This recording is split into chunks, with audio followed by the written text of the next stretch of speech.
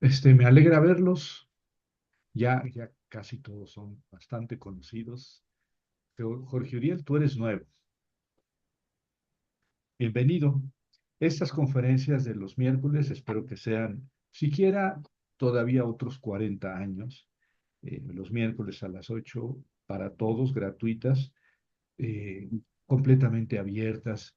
No son confesionales, tampoco son anticonfesionales, para que si ustedes las puedan bajar, se las subo al canal de YouTube para que las puedan bajar y compartir con quien quieran, cuando quieran, si las Muchas gracias, Javier. consideran, si las consideran valiosas.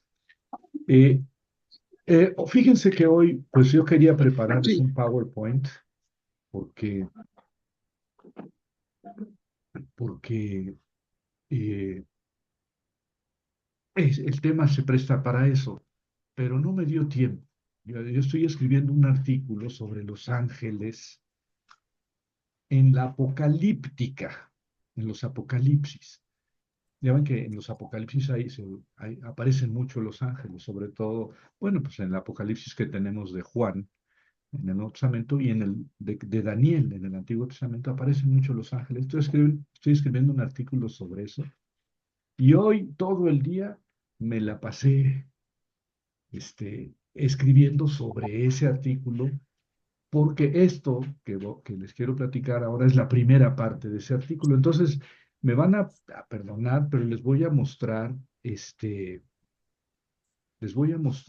texto del artículo. No lo voy a ir leyendo, pero sí lo vamos a ir siguiendo así, grosso modo, el texto de artículo, de la primera parte del artículo que estoy escribiendo. Eh, entonces, me voy a permitir compartirles el, el, el texto. Miren, yo les mandé una postal en la que dice así, entre paréntesis, la creación de, y luego Los Ángeles. Porque, bueno, es la tercera conferencia sobre un, sobre ¿cómo se llama? El Génesis. Y Los Ángeles, bueno, yo pensaba de repente hablar sobre Génesis 6, 1, 3, 1, 4, que habla de los ángeles caídos, los famosos Nefilim, este, que ahorita voy a hablar de ellos, pero me acordé que tengo una conferencia aquí en el canal de YouTube, donde les pongo todas las conferencias de los miércoles. En ese canal tengo una conferencia sobre los Nefilim, que digamos que la etimología Nefilim, lo primero que viene a la mente quiere decir caídos, caídos. Entonces son los ángeles que cayeron del cielo porque tuvieron relaciones sexuales con las mujeres humanas. Y esa historia que viene un poco en el Génesis 6. Pero entonces, y como ya tengo esa conferencia, más bien si quieren investigar sobre ese texto en específico y los nefilim y eso, pues mejor escuchen esa conferencia y la de hoy va a ser un poco más amplia. Vamos a ver más textos y a salirnos de ese texto, de ese relato del Génesis. Bueno, ninguno de los relatos de la creación, al principio del Génesis hay dos relatos de la creación, ¿verdad? Del capítulo 1 versículo 1 al capítulo 2 versículo 4, la primera mitad del versículo 4 es el primer relato de la creación, aquello de que Dios hizo el mundo, aquello de que Dios hizo el mundo en 5 días, perdón, en 6 días, y el séptimo descansó, el sábado descansó. Eso es en el primer capítulo del Génesis. Y en el capítulo 2 hay otro orden de la creación, otro relato donde Dios hace primero el paraíso, luego en el paraíso pone a Adán, hace a Adán de barro y le sopla en sus narices aliento de vida y luego le hace los animales a Adán, ya hemos hablado de eso, eso en el capítulo 2. Curiosamente, ninguno de esos dos relatos habla de la creación de los ángeles, ¿verdad? Eh, Sería lógico pensar que alguno de los dos relatos o los dos tendrían que hablar de la creación de los ángeles, pero ya sospechoso que ningún relato hable de la creación de los ángeles. Entonces, claro, en Génesis 1:26, en el primer relato de la creación, dice, hagamos al hombre, al ser humano, a nuestra imagen y semejanza. Y entonces para muchos ese hagamos al hombre a nuestra imagen y semejanza quiere decir pues que eran varios dioses los que crearon, ¿verdad? O si no, ¿por qué diría Dios crea, hagamos? Otros dicen, no, pues es que es el Padre, el Hijo y el Espíritu Santo. Pues ninguna de esas dos respuestas es satisfactoria porque esa revelación de Dios como Padre, Hijo y Espíritu Santo, pues es una revelación del Nuevo Testamento, no es del Génesis. Y, eh, bueno, ¿quién sabe a qué se debe ese hagamos al Padre, al hombre a nuestra imagen y semejanza? Tal vez sea solamente una forma de decir, no puede ser que sean varios dioses, porque precisamente el primer relato de la creación está mostrando que Dios es uno y único y que es el creador de todo. Entonces sería ilógico que dijera hagamos, ¿no? Sería contradictorio con su teología de ese primer relato. Entonces, claro que viene la pregunta lógica, ¿cuándo fueron creados entonces los ángeles y quién los creó? ¿Verdad?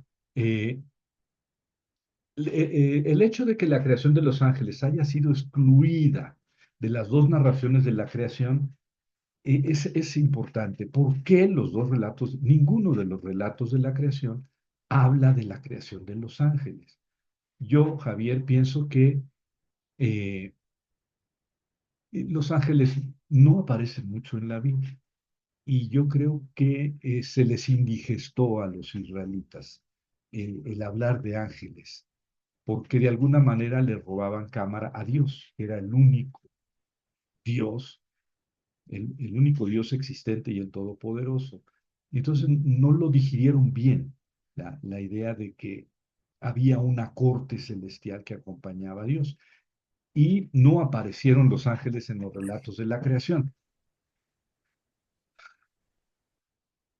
Existen varias menciones de ángeles y querubines en la Biblia, eh, pero estas menciones son posteriores, es decir, son tardías, ¿verdad? Los ángeles hacen su aparición en la Biblia ya tardíamente, ¿verdad?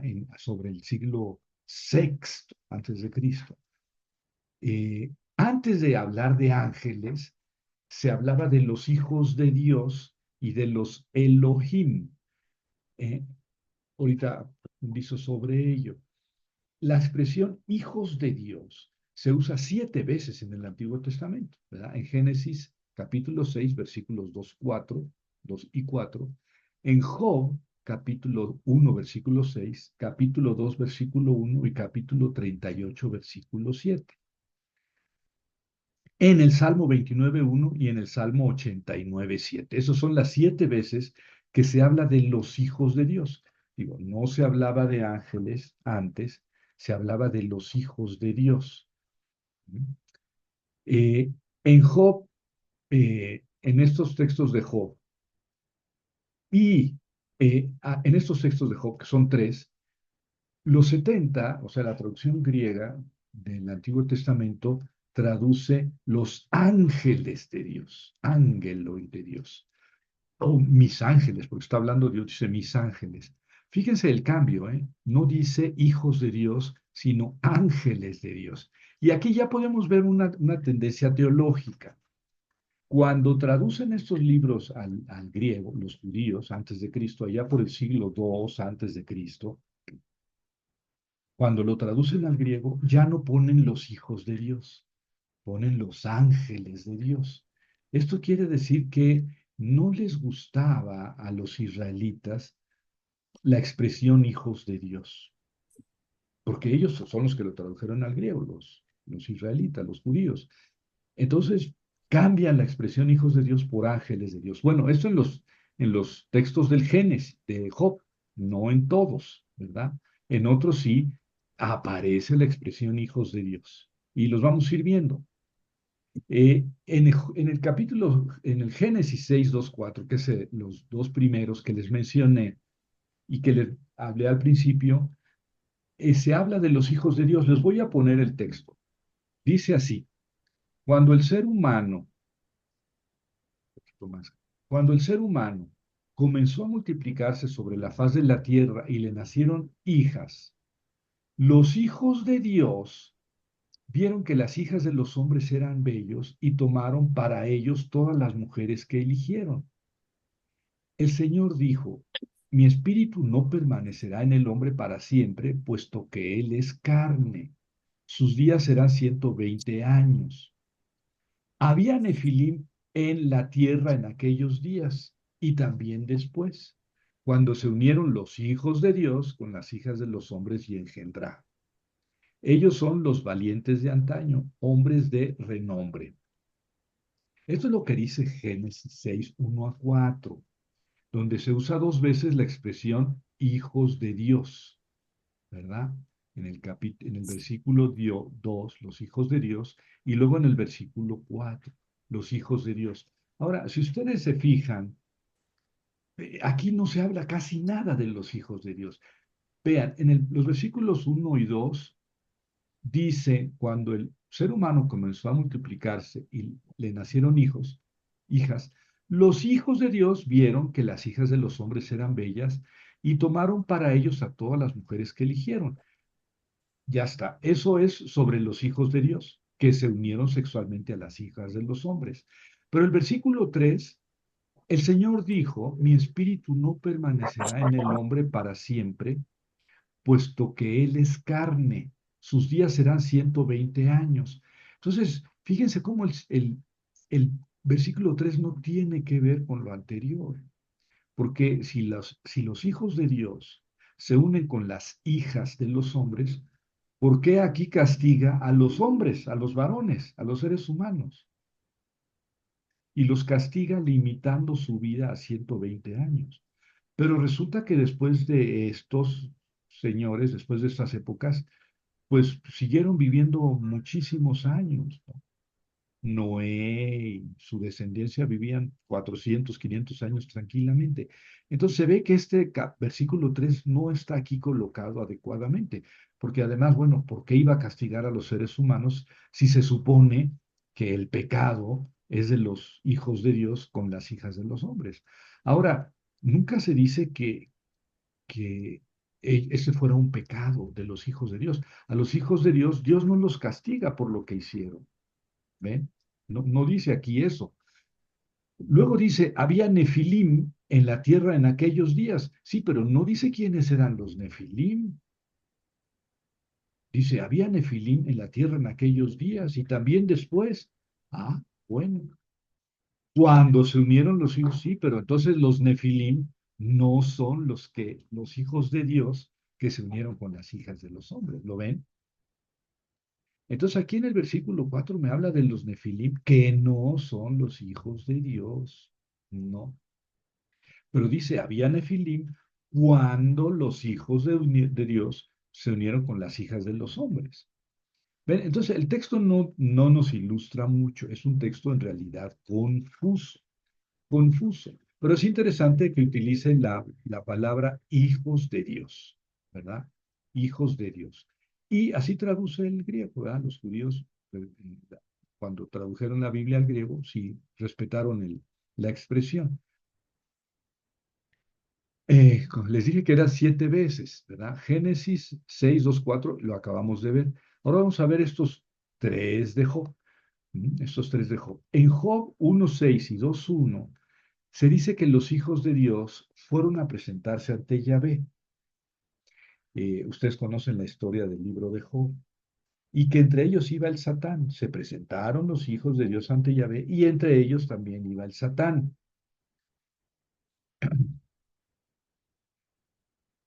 Y cuando le dice Dios a Satán, le dice, oye, ya te fijaste en mi siervo Job, es justo y recto, teme a Dios. Y dice, sí, le dice Satán, pero pues le has dado todo, es multimillonario, tiene 10 hijos. Ni Elon Musk tiene tanto dinero como Job, pero toca sus pertenencias y verás si no te maldice a la cara. Y total que a Job se le mueren sus 10 hijos y pierde todas sus pertenencias. Y luego se repite la escena en el capítulo 2. Dice que los hijos de Dios se presentaron ante Yahvé y entre ellos venía el Satán. Y el Satán le dice a Dios, no, Dios le dice al Satán, ya te fijaste en mi siervo, Job, es justo y recto, etcétera. Y en vano me incitaste contra él. Y le dices, sí, pero él está sano y rollizo, pero extiende tu mano y tócalo a él, verás si no te maldice a la cara. Entonces, en estos dos casos, se habla de los hijos de Dios, ¿verdad? Que ya vimos que los 70 traducen los ángeles de Dios. ¿Sí? Pero en hebreo dice los hijos de Dios. Ahora, esos hijos de Dios, pues el Satán es un hijo de Dios. No dice ahí que el Satán fuera malo. El Satán es un hijo de Dios que se presenta ante Dios y es medio gandalla, ¿no? Con los seres humanos, o sea, en este caso con Job, porque duda de que sea bueno por amor a Dios. Es bueno porque tú le das todo, pero no es un diablo ni un ángel rebelde, no, es uno de los hijos de Dios. Y Satán quiere decir precisamente acusador. Eso no quiere decir que sea malo, es un ángel bueno de la corte de Dios, perdón, un ángel, un hijo de Dios, de la corte de Dios, pero que es suspicaz con respecto a los seres humanos. Entonces ahí están los hijos de Dios en estos dos textos. Y en Job también, en 38:7, dice que los hijos de Dios lo aclamaron a Dios cuando puso la piedra angular del mundo. Ese es un texto muy interesante. Cuando Dios hizo el mundo y puso la piedra angular, la más importante de toda la construcción, los hijos de Dios lo aclamaron. Eh, bueno, como ven, pues son hijos de Dios, son dioses, ¿no? Los hijos de Dios. Acá en este texto del Génesis, pues son hijos de Dios. Estamos en Génesis 6, nunca se habló de es la primera vez que se habla de los hijos de Dios.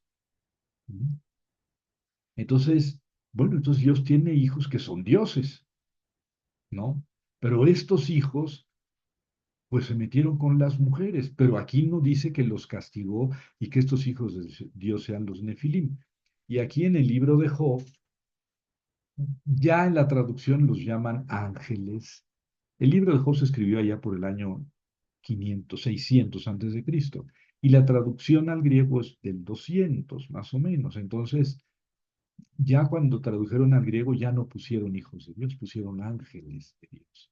Bueno, los otros textos son el Salmo 29 y el Salmo 87.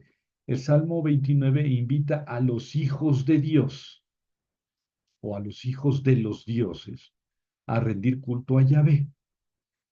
A ver, hijos de Dios, rindan culto a Yahvé. Caray, entonces Dios tiene sus hijos.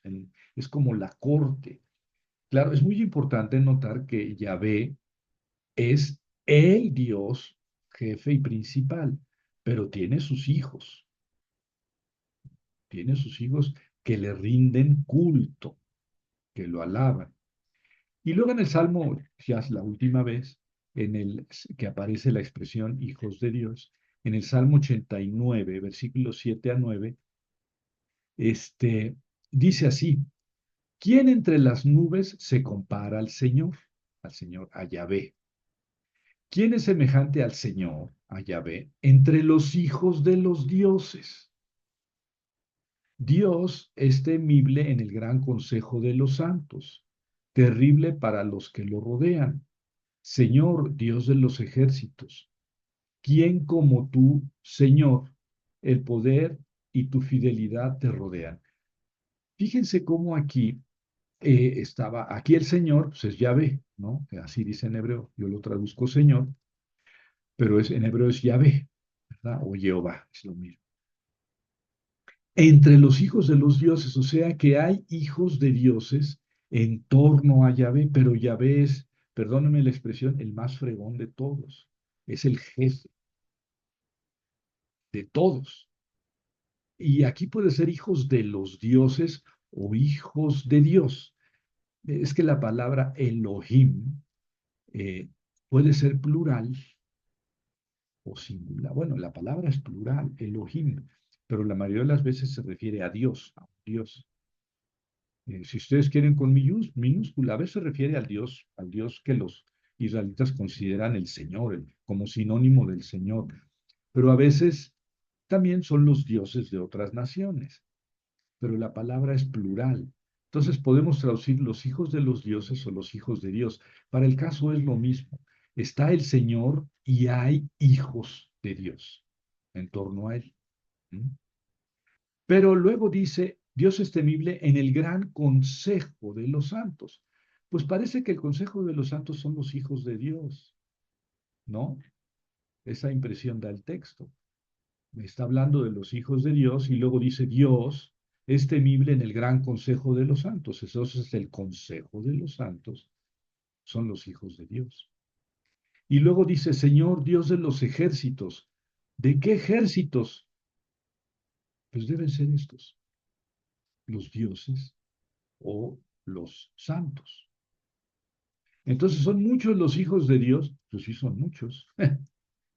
Tanto que se le llama a Dios Dios de los ejércitos. Y esa palabra de los ejércitos, bueno, puede ser que sea Dios de los ejércitos de Israel, ¿verdad? Pero también puede ser Dios de los ejércitos celestiales, como en este caso, ¿verdad? Bueno, entonces, estos dos salmos son testigos de una tradición que se consideraba en la que se consideraba que Dios reinaba en el cielo con sus hijos, aunque Él fuera el Dios supremo. Bueno, esta idea dan en realidad todos los textos que hablan de hijos de Dios, ¿verdad? En todos estos casos, los hijos de Dios están subordinados a Dios y forman su consejo o corte. Nunca se habla, ya vimos las 7 veces que se habla de los hijos de Dios, nunca se habla de un traidor o un malvado. El Satán es un hijo de Dios y entra con los demás hijos de Dios ante la presencia del Señor. Nunca dice que fuera malo, traidor. O- Oye, Javier, pero en Génesis 6 se habla, sí, pero no se habla de traidores. Miren, en Génesis 6 dice, los hijos de Dios vieron que las hijas de los hombres eran bellas y tomaron para ellas a las que eligieron. Oye, pero eso está muy mal, son traidores. Bueno, pero aquí no se dice eso. ¿Qué pasa después? El Señor castiga a los seres humanos, válgame Dios. Nunca se dice que castigara a los hijos de Dios. Oye, pero los nefilim, bueno, aquí dice que había nefilim en la tierra en aquellos días. No dice que los nefilim fueran malos y no son los hijos de Dios, los nefilim.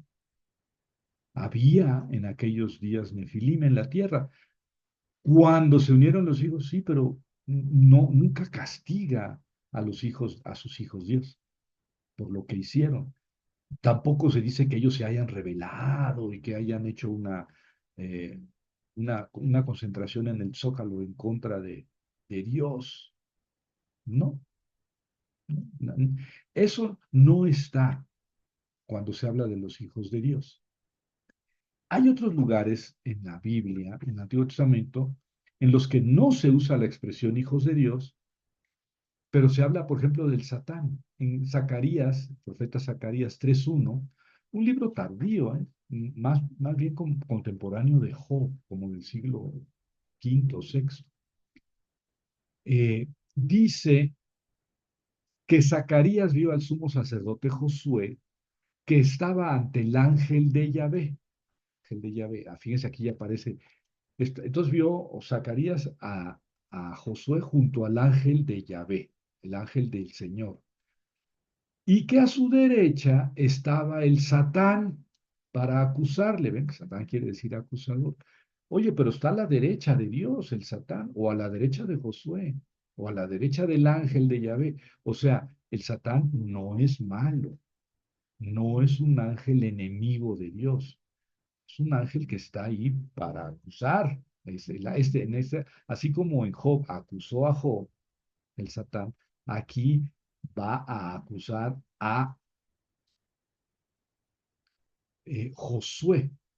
El ángel de Yahvé desea al Satán que Yahvé lo reprima. O sea, el ángel de Yahvé le dice al Satán, Dios te reprima, Satán. Pero no quiere decir que lo castigue, quiere decir Dios te ignore o no haga caso de tus argumentos. Como en el caso de Job, el Satán es un ángel o un hijo de Dios, pero que tiene la función de acusar a los seres humanos. Está junto a Dios, por lo que no se entiende que sea un ángel rebelde o malvado. Si el ángel de Yahvé le desea que Yahvé lo reprenda, el ángel de Yahvé le desea al Satán que Yahvé lo reprenda, significa que Yahvé no atienda a las acusaciones que él haga contra Josué.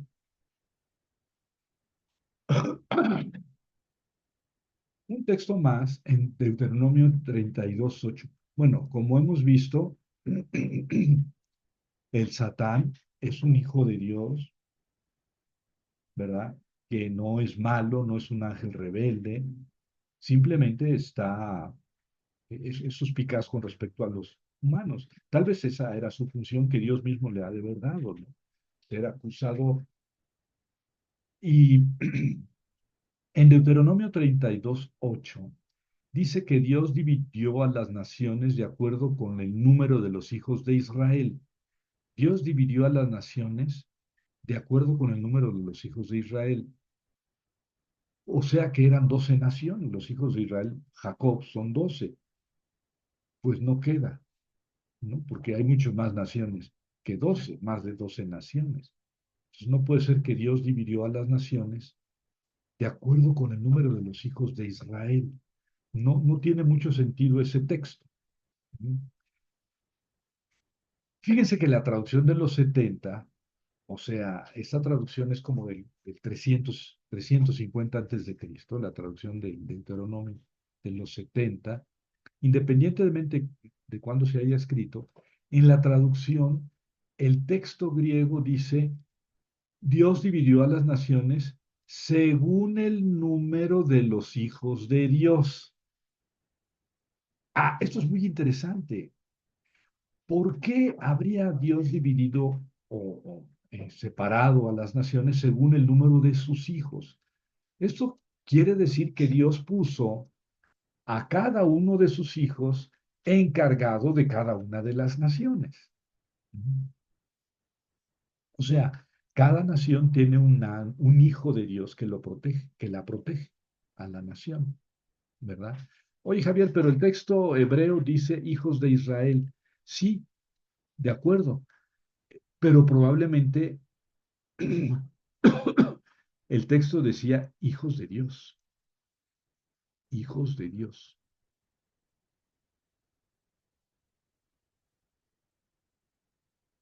Y luego los 70 tradujeron por eso hijos de Dios, ¿verdad? Y luego alguien, o los masoretas o alguien, no le gustó esto y le cambió, en vez de hijos de Dios, dijo hijos de Israel, ya cuando había sido traducido bien al griego. Bueno, estas son cosas en las que perdemos el tiempo los exégetas.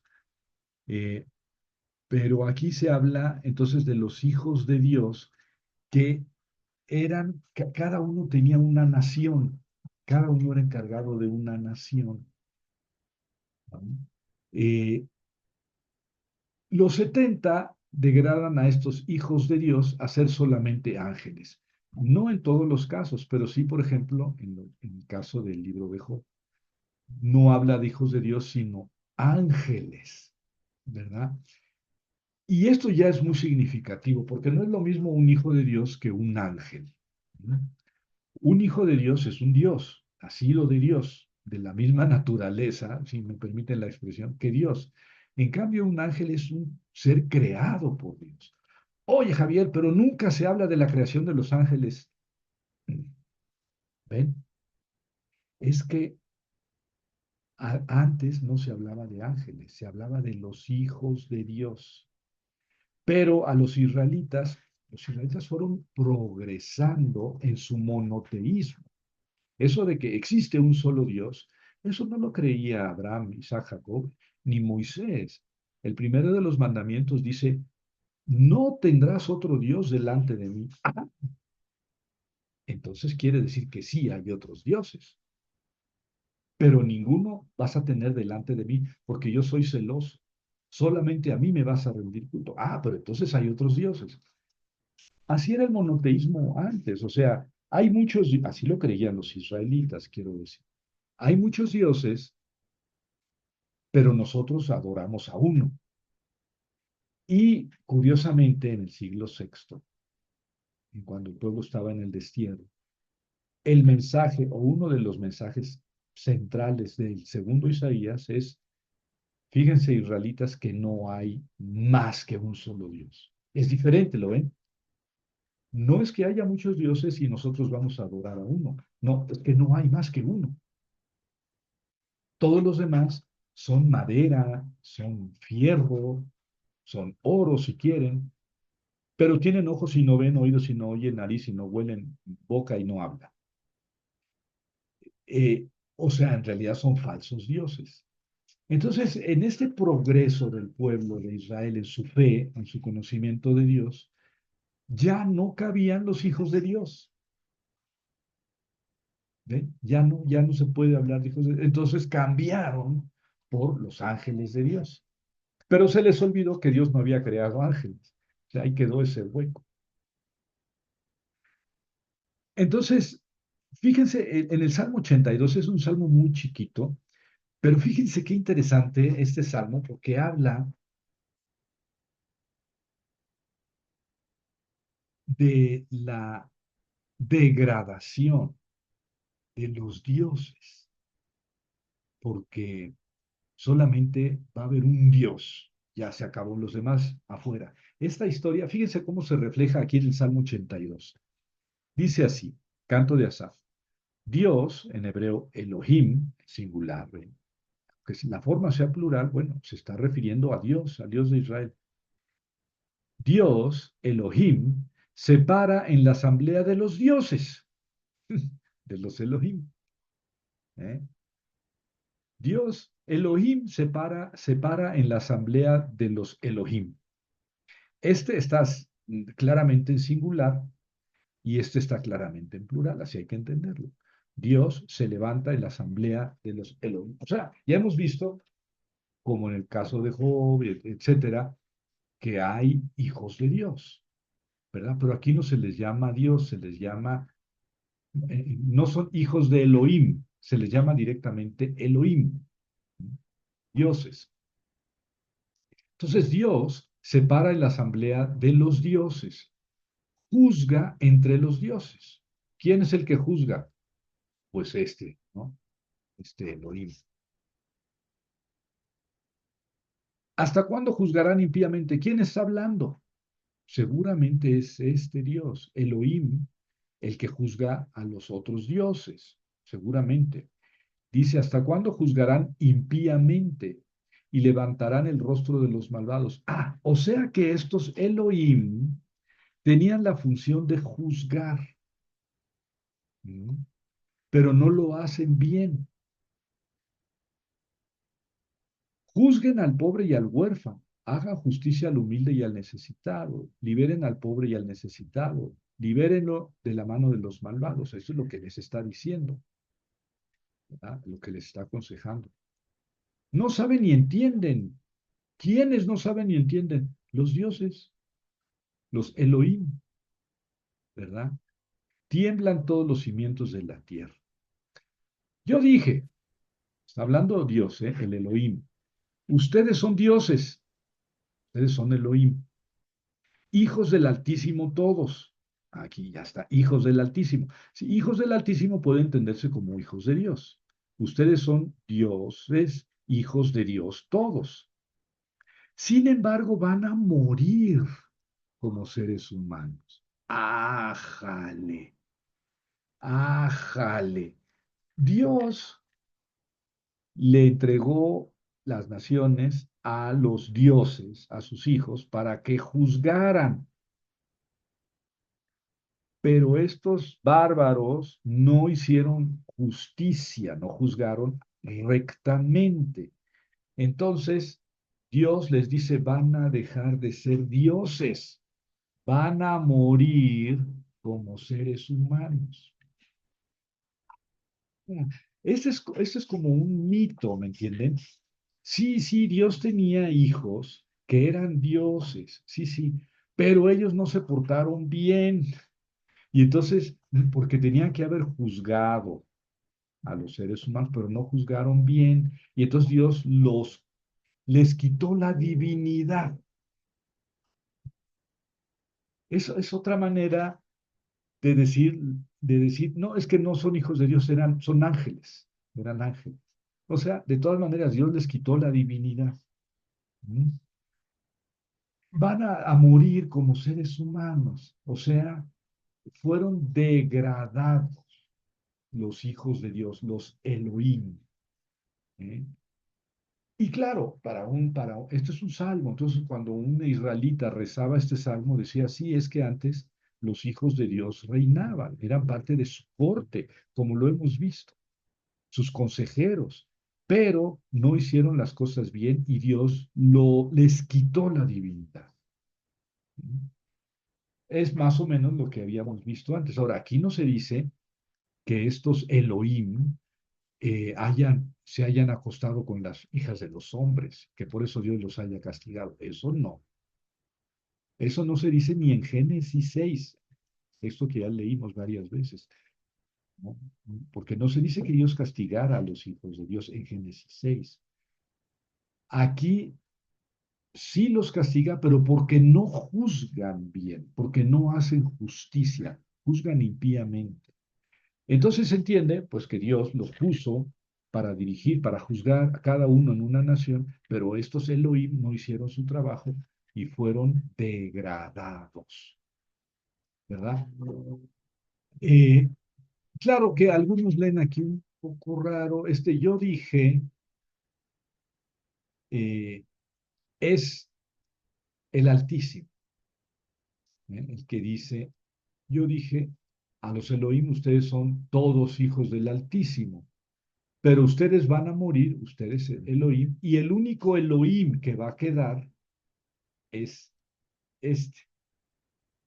Es una lectura un poco rebuscada, ¿eh? Es un poco rebuscada, pero posible, ¿verdad? Aquí lo que estaríamos leyendo es que hubo un Dios, el Altísimo, el Yón, que llegó en un momento dado dijo, no, no, no, no, aquí el único que va a juzgar y el único Dios va a ser Elohim, este.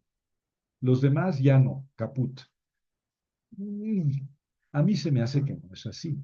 El Altísimo es este Elohim, este, ese es. Todos, y el que está hablando, yo dije, es este, es este.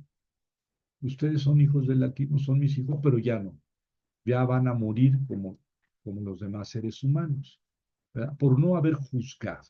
Y luego, ¿quién dice aquí, levántate, oh Dios, Elohim, y juzga la tierra? Pues tú poseerás todas las naciones. Pues esto no lo puede decir Dios, porque dice, levántate, oh Dios. Puede ser el pueblo de Israel, la asamblea, que dice, oh Dios, tú serás el único juez de todo el mundo, de toda la tierra, de todas las naciones. Ya no habrá Elohim para cada nación. Bueno, ese es el Salmo 82, que ven que es muy interesante, muy, muy interesante, porque nos revela esto que hemos venido diciendo en toda la conferencia. A los israelitas no les cayó bien que hubiera hijos de Dios. Eso pudo haber sido antes, ¿verdad? Pero cuando los israelitas asumen que solamente existe un Dios, ¿qué hacemos con los hijos de Dios?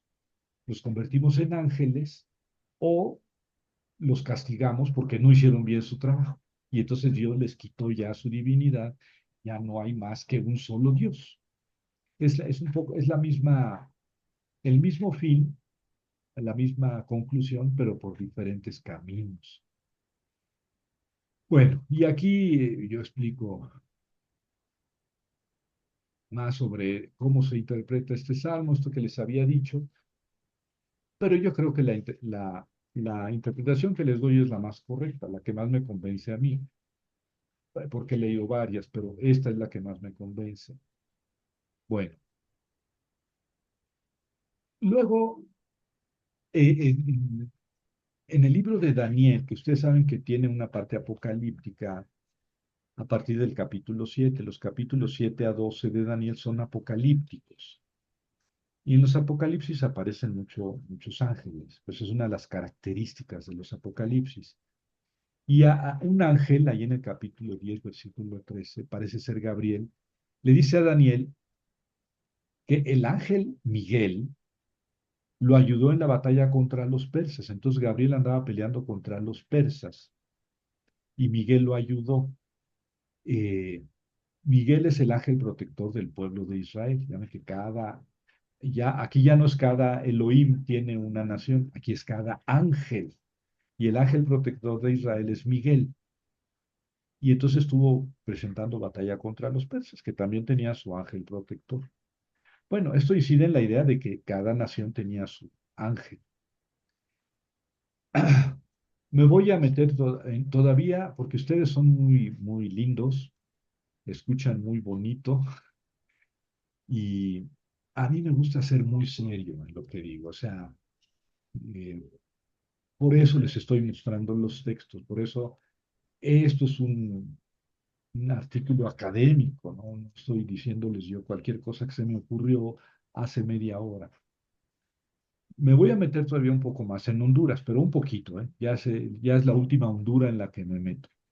En 1 Reyes 22, 13, 18, se habla del ejército del cielo, como en el Salmo 89, 7, 9. Y aquí lo leímos, ese salmo, esos versículos, ¿verdad? Que dicen así. No, esto es el Salmo 80, aquí está el Salmo 89, 7 a 9. ¿Se acuerdan? Dice, ¿quién es semejante al Señor entre los hijos de los dioses?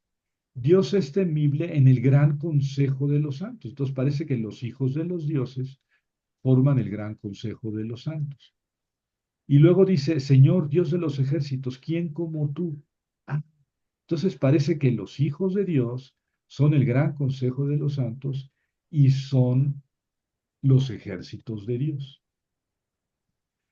Entonces aquí en, en unos reyes, en unos reyes, 22, 13, 28, se habla del ejército del cielo. Entonces, ¿qué pueden ser los hijos de Dios? Pensemos eso. ¿Mm? Como en el Salmo 89, que se habla del ejército, el Dios de los ejércitos. Dice en este capítulo, dice que un mensajero fue por el profeta Miqueas y le aconseja que diga lo conveniente ante el rey. El profeta Miqueas va a hablar ante el rey, pero la persona que va por él dice, mira, sé prudente con el rey, di lo que el rey quiere escuchar, ¿no? Él dice, ¿qué dirá lo que Dios le anuncie? Yo voy a decir lo que Dios me diga que anuncie, lo que voy a decir. Ante los reyes, porque había varios reyes reunidos, Miqueas asegura el éxito en la batalla. Sí, vayan a la batalla, van ustedes a ganar. Pero el rey, sin que se diga cuál rey, sabiendo que estaba fingiendo, le insta a que diga la verdad. Ay, Miqueas, estás mintiendo. Entonces, dinos la verdad. Entonces, Miqueas le dice al rey que vio a Israel disperso como ovejas sin pastor. ¿Qué quiere decir? Que andan como ovejas sin pastor, que andan regadas. ¿Dónde está el pastor? Lo mataron. ¿Quién es el pastor? Pues el rey. Entonces, lo que le está diciendo Miqueas es, mira, te van a matar. En esta batalla te van a matar.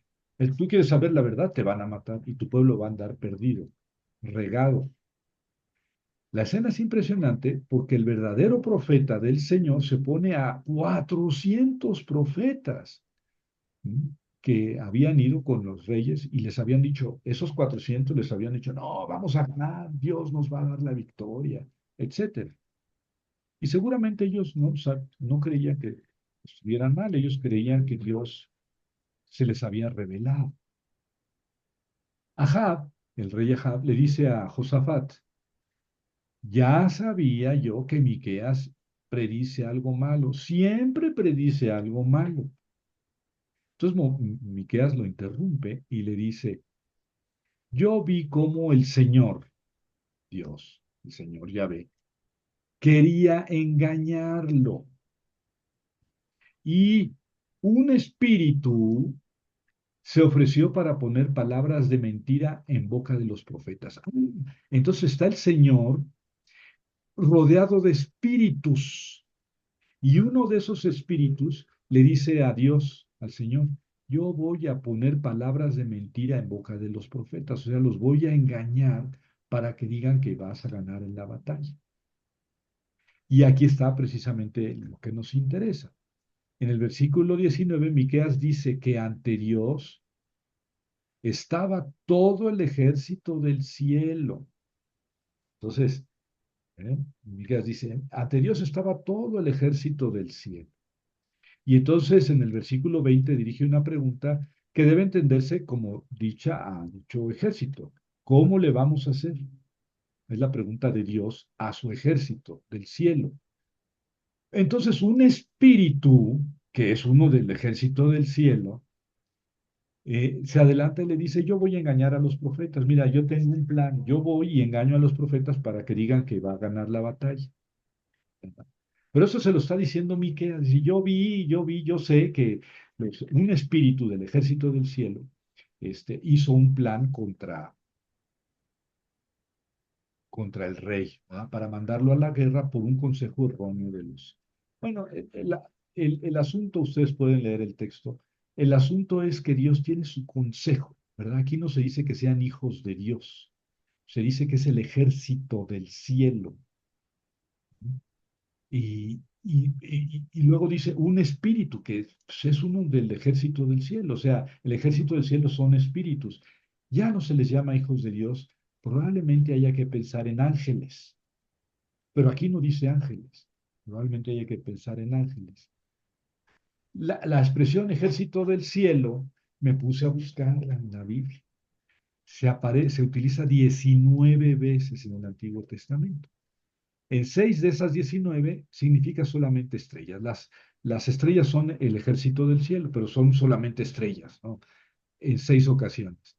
En 11 ocasiones, el ejército del cielo es mencionado como un ídolo falso al que se rinde culto. Ah, ustedes andan rindiendo culto al ejército del cielo. O sea, están considerando a las estrellas como ídolos, como dioses.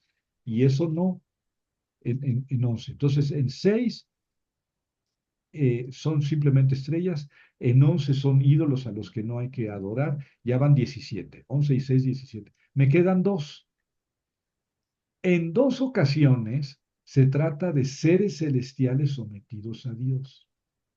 Y son precisamente este texto que acabamos de leer y su paralelo que está en Crónicas. O sea, que dicen lo mismo. El ejército del cielo es un ejército de espíritus que están ante Dios y que son su consejo, pero tienen el poder de engañar a los hombres, o sea que es un consejo de ángeles, ¿verdad? El ejército del cielo es, pues, en estos dos casos, un grupo de espíritus que está sometido a Dios y que hace su voluntad, ¿verdad? Es tentador identificarlo con los hijos de Dios y con los dioses, los Elohim, que hemos mencionado, pero dicha identificación no se hace expresamente. Bueno, en el siglo primero después de Cristo, en el Apocalipsis de Juan, ya saben que al principio, en el Apocalipsis de Juan, hay 7 cartas dirigidas a 7 iglesias. Y en cada carta empieza diciendo así, al ángel de la iglesia de Éfeso escribe, al ángel de la iglesia de Pérgamo escribe, al ángel de la iglesia de la Odisea escribe. O sea que el ángel es como el representante de cada pueblo, esos son pueblos, y Sardes, la Odisea, Tiatira, Pérgamo, Éfeso. las 7 naciones, 7 pueblos o ciudades a las que escribe Juanito son tienen un ángel protector o un ángel representante. Por eso así dice cada una de las cartas, al ángel de la iglesia de tal escribe. Y se habla mucho de los ángeles en el Apocalipsis, pero esta primera parte es importante porque redunda en lo que hemos visto que sucede en el Antiguo Testamento. Pero ya no se dice aquí que los hijos de Dios o los Elohim sean los protectores o los jueces de cada nación, de una nación. Se dice que son ángeles. ¿Sí? Aquí ya cambió el sustantivo, pero también vimos que esa es la tendencia del Antiguo Testamento. Ya fueron degradados, los Elohim, los hijos de Dios, fueron degradados, fueron convertidos en mortales, según el Salmo 82, o fueron convertidos en ángeles, según la traducción de los 70, ¿verdad? Y aquí en el Nuevo Testamento, pues ya ni se habla de hijos de Dios, ya no se les dice hijos de Dios. Ya en el Nuevo Testamento nomás no funcionaría eso. Y entonces se les llama directamente ángeles. Y entonces eh, se ve claramente la evolución de los conceptos anticotestamentarios de hijo de Dios, ejército del cielo y Elohim que desembocan lo más cómodo en ángeles, ¿verdad? De ángeles, querubines y arcángeles sí se habla en el Antiguo Testamento. Claro, son textos tardíos, ¿verdad? Posteriores al exilio, pero no, como no se les dice hijos de Dios, ni se da una historia de quiénes son, nada más se menciona, pues no vale la pena, no nos ayudan para dibujar la historia de los ángeles. Ya estoy a punto de terminar. La idea de que hubo unos ángeles creados por Dios y sujetos a su voluntad que se rebelaron y que son enemigos de los seres humanos, eh, está en Job 4, 18 y 15, 15. Son los únicos, bueno, es que en todo el Antiguo Testamento no van a encontrar esta historia de que hubo unos ángeles que desobedecieron a Dios y que Dios los castigó y que los echó. Eso no está en el Antiguo Testamento, no. Oye, Javier, pero Congeló el Génesis, doctor. ¿mandé? ¿Me congelé? ¿Me congelé? Díganme algo. ¿Estoy vivo? Se le fue tantito la Sí, señal, doctor. sí. Nos estaba empezando a explicar todavía de que estos ángeles y se quedó Ajá. ahí la idea. Ujú. Ahí, ya, Por- ahora sí, ya se regó. Sí, Ya. sí se Bueno, escucha. Gracias. en el Antiguo Testamento no existe la historia de que hubo unos ángeles pecadores que fueron expulsados por Dios y que se convirtieron en enemigos de los seres humanos. No existe. Ni siquiera Génesis 6. Ahí habla de los hijos de Dios que tuvieron relaciones sexuales con las hijas de los hombres y punto. No dice que los castigaran, ni que los degradaran, ni que se convirtieran en malos y enemigos de los seres humanos. Eso no se dice. Eh, Sin embargo, ese texto se utilizó en muchos apocalipsis del Antiguo Testamento que no quedaron dentro de la Biblia, muchos apocalipsis que hablan de los ángeles malos, que son esos que pecaron con las mujeres humanas, y que esos son ángeles creados por Dios que se rebelaron contra Dios y que Dios los castigó, y de ahí viene el Satán y el dragón y la bestia y todo eso. Sí, eso está en los apocalipsis, pero no están en el Antiguo Testamento, ni siquiera en el Apocalipsis de Daniel, ¿verdad? Ahí no se habla de los ángeles caídos. Se habla muchas veces de ángeles, pero no de esa historia de los ángeles caídos que son enemigos de los seres humanos. En Job hay 2 versículos que hablan de los ángeles rebeldes. Job 4:18, que me voy a permitir leerlo, no se lo, No se lo puse aquí, es por distraído. 4:18 de Job dice, si ni siquiera confía en sus siervos y hasta en sus ángeles percibe defectos, mm, relativamente, ¿verdad? Habla de ángeles, pero está diciendo pues que Job no tiene esperanzas de salir inocente en un juicio delante de Dios, porque dice, no, Dios me va a encontrar faltas y pecados, y hasta sus mismos ángeles les encuentra defectos.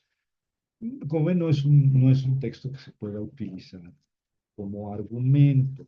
En el 15:15 dice, eh, si ni siquiera confía en sus santos, ni los cielos le parecen puros. Es la misma idea, ¿ven?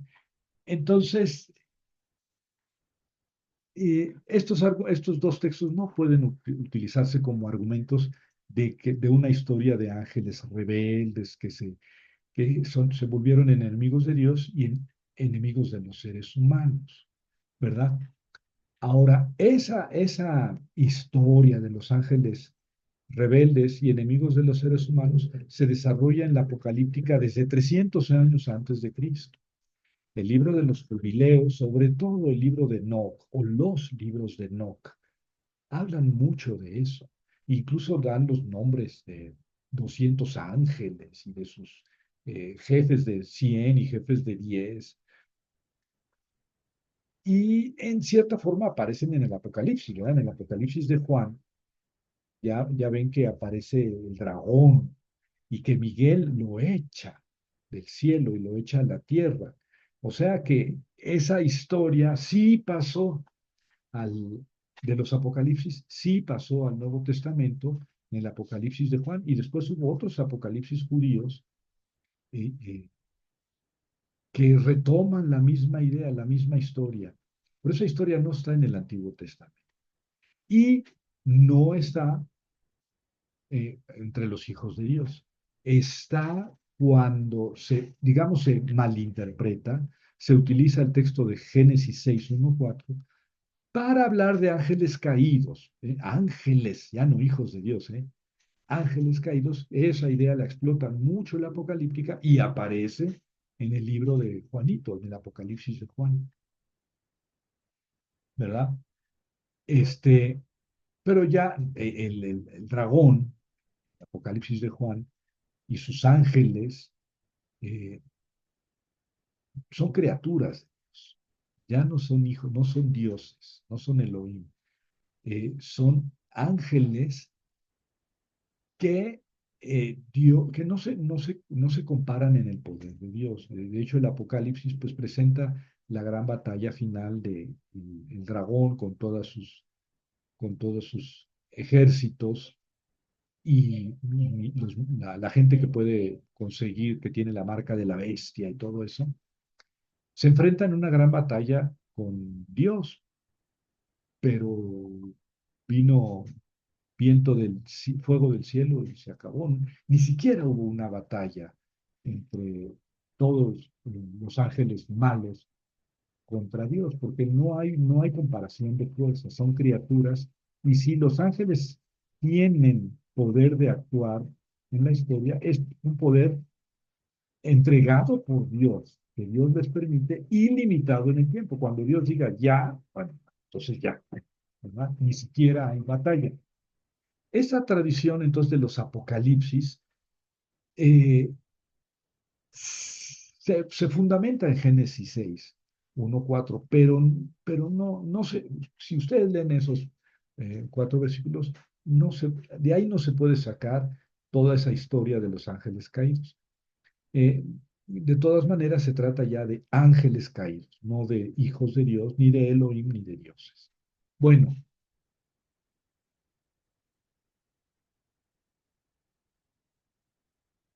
¿qué les parece? Entonces, en resumidas cuentas, no hay creación de ángeles, seguramente porque eh, no caía bien esa Sí, creación de ángeles, ahora allí en Cuernavaca está padre. no caía bien a los a los israelitas en su teología, ¿verdad? Claro que recibieron mucha historia, mucha tradición sobre los hijos de Dios, el ejército del cielo, los Elohim, pero poco a poco fueron, digamos, desdivinizando a este consejo de Dios y convirtiéndolo en un consejo de ángeles. Y ahí está, por eso les puse yo en la propaganda, en la postal, creación de, ¿verdad? Porque pues no, nunca se habla de la creación. Yo creo que siempre les resultaron incómodos los ángeles. Y por eso no entraron, que no les hubiera costado nada decir, ah, bueno, y el sexto día, cuando descansó, dijo, ah, pues, y también los ángeles, hizo sus ángeles. Nada de eso. Yo creo que no acabaron de digerir, ¿no? La existencia de esos seres superiores al ser humano, ¿verdad? Y que eso fue dándose a lo largo de la historia de Israel ya en los últimos siglos.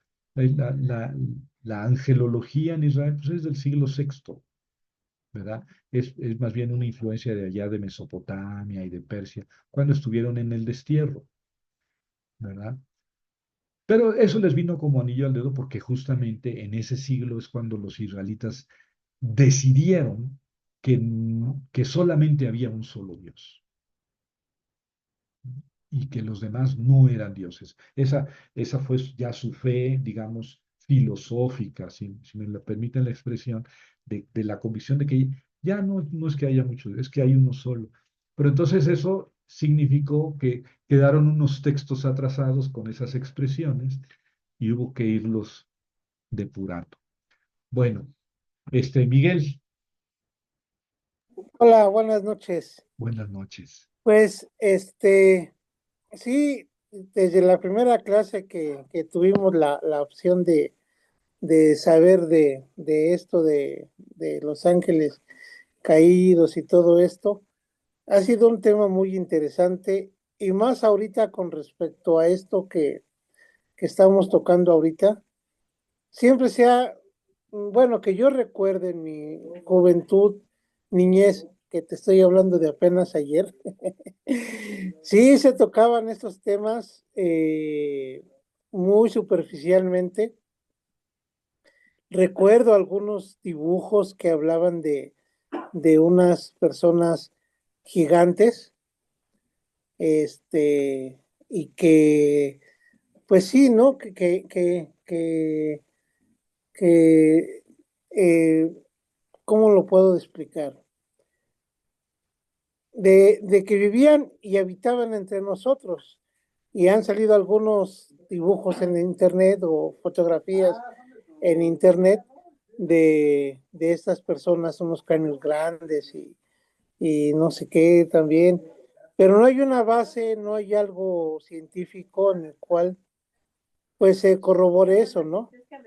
Y volvemos a decir también que por tiempos, sucesos, y vamos a ver que cómo podemos nosotros hablarlo, ¿no?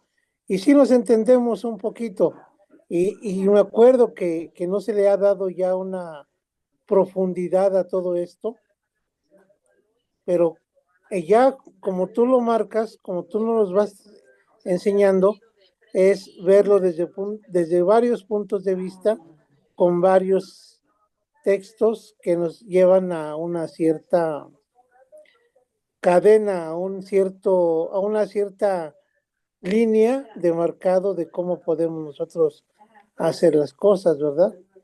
Y sí es medio difícil, pero gracias a lo que tú nos estás enseñando, pues como que se van aclarando algunas ideas de hace muchos años. Gracias. Al contrario,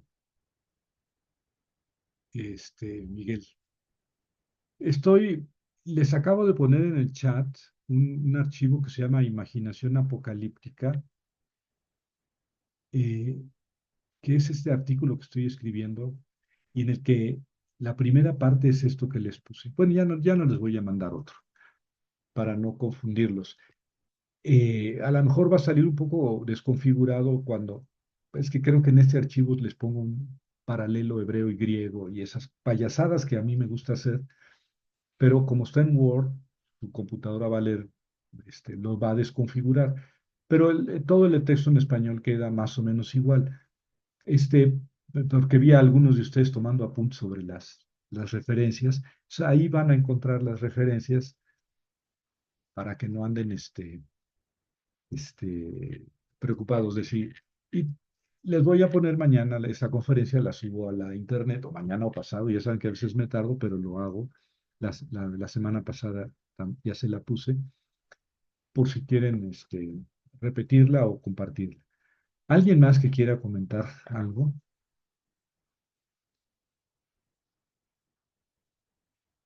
Sí, Felipe. Ay, buenas Sí, noches. Yo, pues, hoy me integré apenas. Muchas gracias, por darme la oportunidad de escucharte y